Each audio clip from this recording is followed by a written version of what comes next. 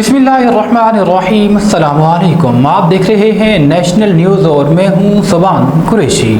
मरी से खबर शामिल करते मजहर महमूद अब्बासी की रिपोर्ट के मुताबिक स्पेशल प्राइस मजिस्ट्रेट मरी गालिब हुसैन अब्बासी का मरी के बाज़ारों का अचानक दौरा, रोटी की कीमत ज़ायद वसूल करने पर जुर्माना आयद किया।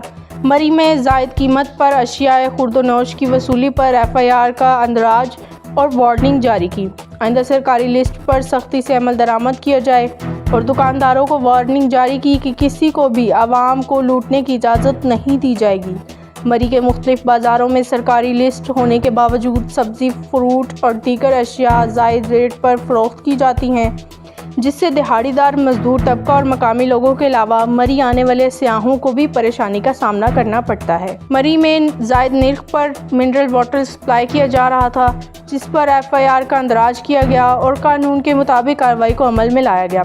Special price magistrate Ghalib Hussain ने नेशनल न्यूज़ के नुमाइंदा मजहर अब्बासी से गुफ्तगू करते हुए कहा कि मरी में रोज़ाना की बुनियाद पर मुख्तलिफ बाज़ारों का दौरा किया जाएगा और खुद साख्ता महंगाई करने वाले दुकानदारों के खिलाफ कानून के मुताबिक कार्रवाई की जाएगी।